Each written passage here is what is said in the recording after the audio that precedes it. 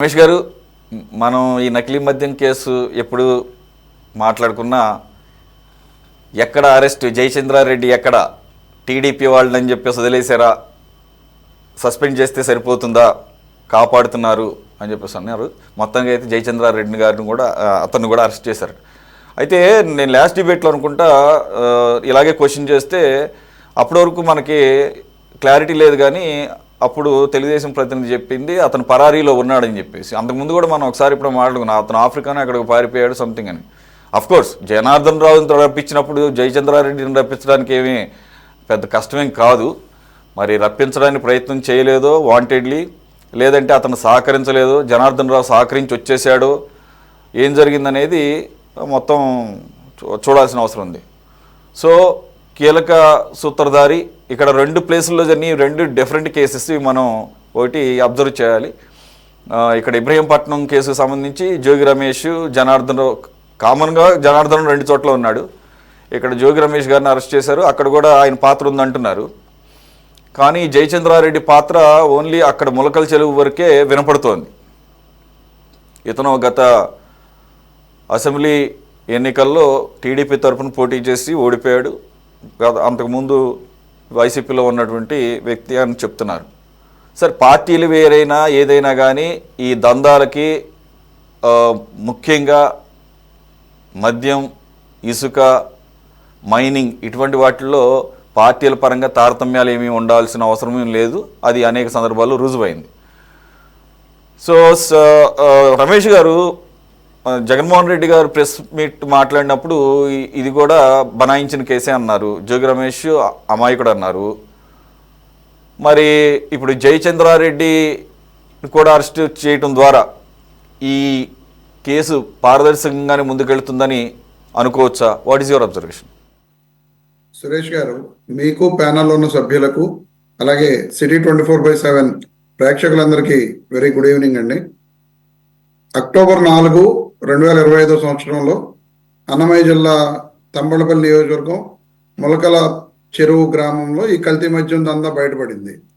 ఆ రోజు బయటపడినప్పుడు first day అదే రోజున క్లియర్గా అన్ని మీడియా ఛానల్స్లో కానీ లేదా పత్రికల్లో కానీ వచ్చిన విషయం ఏంటంటే, టీడీపీ తంబెళ్లపల్లి నుంచి పోటీ చేసిన అభ్యర్థి జయచంద్రారెడ్డి ఇందులో సూత్రధారి, పాత్రధారి అన్నీ కూడా అతనితో పాటు అద్దేపల్లి జనార్దన్ రావు అని చెప్పి క్లియర్గా ఆ రోజున ఎక్సైజ్ డిపార్ట్మెంట్ వాళ్ళు కానీ వాళ్ళ పిఏ రాజేష్ ఇచ్చిన స్టేట్మెంట్స్ కానీ లేకపోతే వాళ్ళ డ్రైవర్ పిఏ, అప్పుడు పిఏ ఇవ్వలేదు అనుకుంటా, వాళ్ళ డ్రైవర్ ఇచ్చిన స్టేట్మెంట్స్ కానీ మేము జయచంద్రారెడ్డి గారి కారులోనే ఈ కల్తీ మద్యాన్ని తీసుకుని వెళ్ళి షాప్స్కి వేసేవాళ్ళం, ఆ అమౌంట్ కూడా తీసుకొచ్చి ఇదే కారులో జయచంద్రారెడ్డి కారులోనే తీసుకొచ్చి ఆ అమౌంట్ మళ్ళీ జయచంద్రారెడ్డి గారికి అప్పచెప్పేవాళ్ళం అని చెప్పి ఆ డ్రైవర్ ఇచ్చిన స్టేట్మెంట్స్ ఇవన్నీ కూడా మనం వినడం జరిగింది.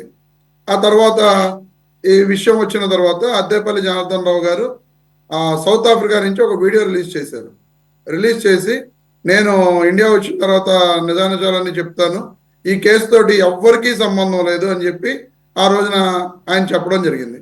ఆ తర్వాత అక్టోబర్ 4 ఇన్సిడెంట్ జరిగితే అక్టోబర్, నాకు తెలిసి 10వ తారీఖు అనుకుంటా, అక్టోబర్ 10, 6వ తారీఖున 2 or 3 days తర్వాత అద్దేపల్లి జనార్దన్ రావు గారు సౌత్ ఆఫ్రికా నుంచి చక్కగా ఆయన శోభనం పెళ్లి కొడుకులాగా నడుచుకుంటూ వస్తూ ఆయన ఎయిర్పోర్ట్లో దిగంగానే మన ఆంధ్రప్రదేశ్ రాష్ట్ర పోలీసులు వెళ్ళి అరెస్ట్ చేశారు.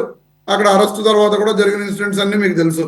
ఆ అరెస్టులో ఉండగా ఒక వీడియో మళ్ళీ రిలీజ్ చేసి దీంట్లో జోగి రమేష్ గారి పాత్ర కానీ లేకపోతే అసలు అరెస్ట్లో ఉండగా వీడియో ఎలా బయటకు వచ్చిందో ఈ రోజుకి కూడా ఎంక్వైరీ చేయమని చెప్పి మీరు కూడా చాలాసార్లు మాట్లాడటం జరిగింది, నేను మాట్లాడటం జరిగింది, రాష్ట్ర వ్యాప్తంగా ఉన్న వైఎస్ఆర్సీపీ శ్రేణులన్నీ కూడా మాట్లాడటం జరిగింది.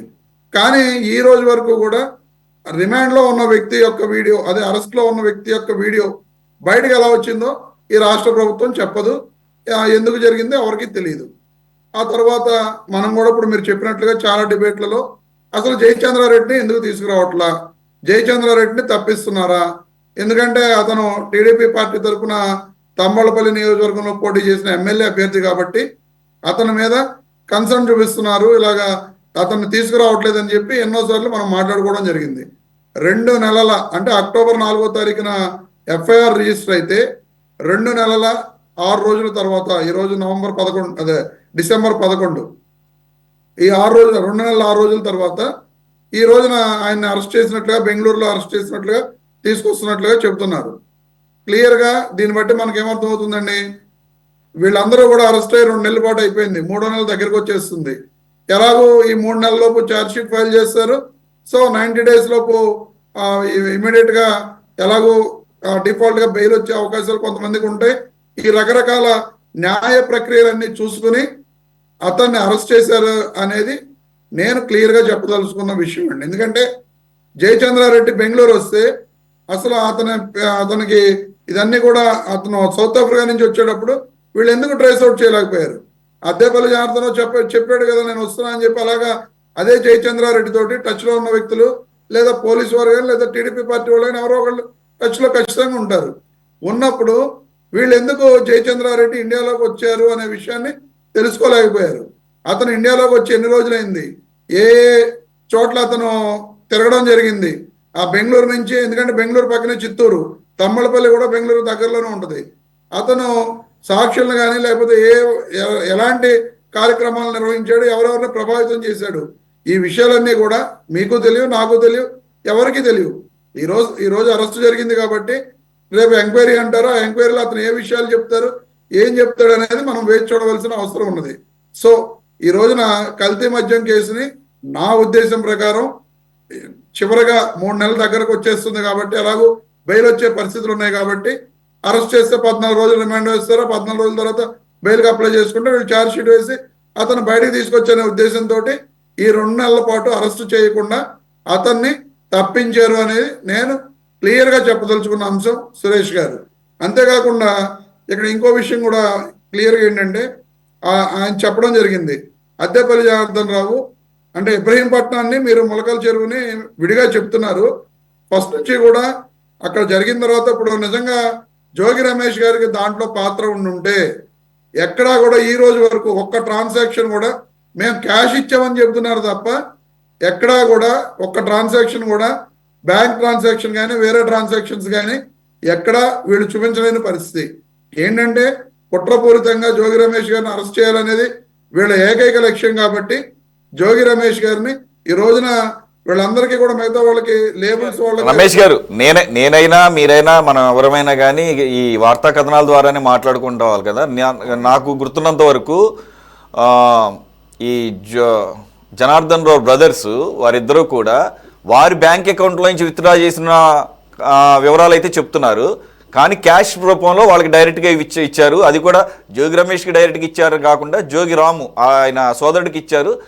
ఒకసారి ఏమో ఫెర్రీఘాట్ దగ్గర ఇబ్రహీంపట్నం అని చెప్పేసి 4-5 లక్షల చొప్పున ఏదేమైనా కానీ 2-3 నెలలకి ఒక 4-5 లక్షల చొప్పున ఇచ్చారు అని చెప్పేసి చెప్తున్నారు. దానికి సంబంధించిన ట్రాన్సాక్షన్స్ అయితే వాళ్ళు ఏ పర్పస్ మీద విత్డ్రా చేశారు అనేది మనం చెప్పలేం.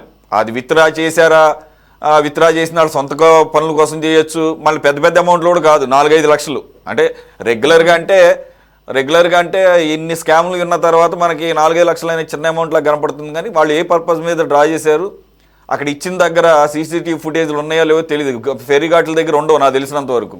ఫెర్రీఘాట్ల దగ్గర సీసీటీవీ ఫుటేజ్ ఉండే అవకాశం చాలా తక్కువ ఉంటుంది. సో మీరు అన్నారు కాబట్టి కంప్లీట్గా క్యాష్ ఏం కాదు, వీళ్ళు బ్యాంకుల్లో నుంచి విత్డ్రా చేసినటువంటి డేట్స్ పలానా బ్యాంకు అని చెప్పేసి చెప్తున్నారు. అది కూడా 9-8 లక్షల చొప్పున విత్డ్రా చేసినా కానీ మొత్తం ఇవ్వలేదట, 4-5 లక్షలు చొప్పున ఇచ్చారని చెప్పేసి మనం గతంలో డిబేట్లు జరిగినప్పుడు మనం మాట్లాడుకున్నాం. Plus continuous.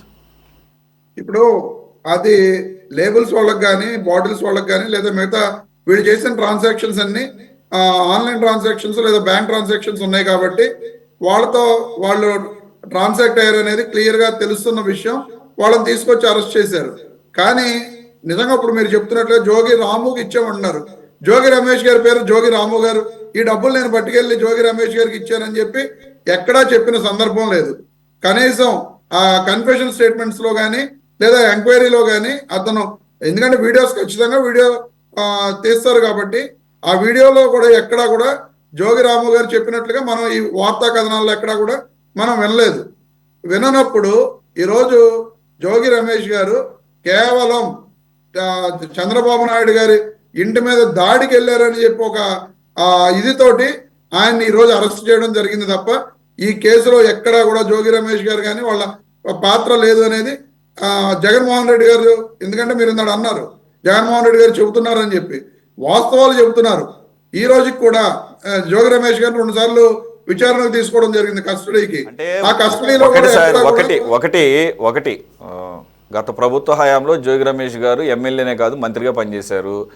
ఆయన సొంత గ్రామం అది, ఇబ్రహీంపట్నం ఓన్ ప్లేస్ అది. అప్పుడు ఆ ప్రభుత్వ హయాంలో ఒక వ్యక్తి నకిలీ మద్యం లోకల్ ఎమ్మెల్యేకి తెలియకుండా అలాగే ఎక్సైజ్ డిపార్ట్మెంట్లకు తెలియకుండా పోలీసులకు తెలియకుండా చేయటం అనేది ఇంపాసిబుల్. అది కూడా అన్నాళ్ళ పాటు. సరే అప్పుడు చేశారా లేదా అని మీరు అనొచ్చు. ఇతను చెప్తున్న దాని ప్రకారంగా అయితే గత ప్రభుత్వ హయాంలోనే స్టార్ట్ చేశాము, ఈ ప్రభుత్వ హయాం వచ్చిన తర్వాత మానేశాము, ఏప్రిల్ నుంచి స్టార్ట్ చేసామన్నారు. ఏప్రిల్ అక్టోబర్ పెద్ద విండో ఏం కాదు. అఫ్కోర్స్ కావాలని చూసి చూడనట్టు వదిలేసి క్లియర్గా కనబడుతోంది. కానీ బయట పెట్టారా లేదా, పట్టుకున్నారా లేదా అనేది ఇక్కడ కూడా గమనించాలి. Please continue sir. ఇప్పుడు సురేష్ గారు మీరు అంటున్నారు అది నిజంగా జోగి రమేష్ గారి హయాంలో ఆయన మంత్రిగా ఉన్నప్పుడు పోలీసులకి ఎక్సైజ్ అధికారులకు తెలియకుండా జరుగుతుందా ఇలా అని చెప్పి మీరు అంటున్నారు. ఇప్పుడు అతను టీడీపీలో ఉన్నాడు, ఎవరు అద్దెపల్లి జనార్దన్ రావు. మీరు చూసారు లేదో జయచంద్రారెడ్డికి బీఫామ్ ఇస్తున్నప్పుడు కూడా ఆయన పక్కనే ఉన్నాడు. చంద్రబాబు నాయుడు గారు బీఫామ్ ఇస్తుంటే జయచంద్రారెడ్డికి అద్దెపల్లి జనార్దన్ రావు గారు పక్కనే ఉన్నారు. నిజంగా మా ప్రభుత్వ హయాంలో నుండి ఈ అద్దెపల్లి జనార్దన్ రావు ఇదే వ్యవహారాన్ని నడుపుతూ ఉంటే ఈ ప్రభుత్వం వచ్చిన తర్వాత ఒక తెలుగుదేశం పార్టీ తరఫున అభ్యర్థిగా పోటీ చేసిన వ్యక్తి అతనికి అత్యంత సన్నిహితంగా ఉన్నప్పుడు అతను మానేవలసిన అవసరం లేదు, ఎక్కడ ఆపవలసిన అవసరం ఉండదు. ఎందుకంటే గతంలో కూడా ఎక్సైజ్ అధికారులు వీళ్ళందరితో కూడా వీళ్ళు టచ్లో ఉంటారు కాబట్టి మానేవలసిన అవసరం లేదు.